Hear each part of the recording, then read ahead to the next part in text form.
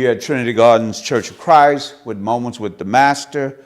I want to start a series and about 3 lessons that we'll get out of it. It's going to be in Matthew the 13th chapter, dealing with the parable of the sower. So I just want to read into it and then just share some simple insights with you.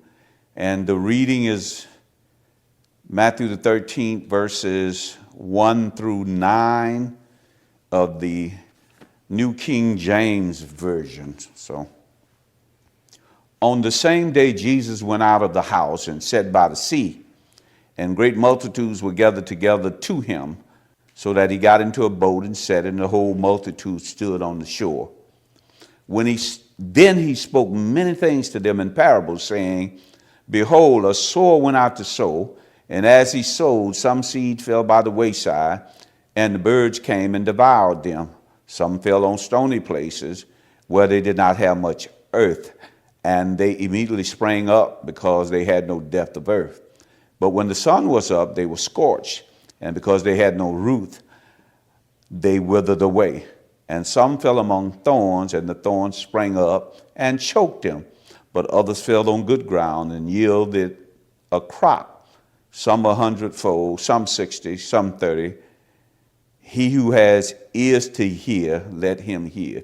This is a familiar story.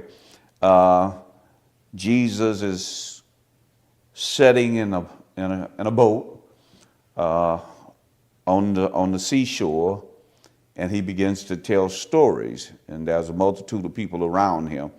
I just want to make this one point. This story, he suggests, is very, very important that every disciple learns. It's very important that disciples learn this story.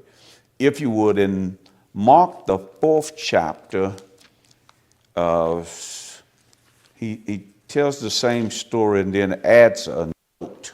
And I want to read you that note, and then we can shut down for today. And Mark the 4th chapter, the 13th verse. And he said to them, Do you not understand this parable? How then will you understand all the parables?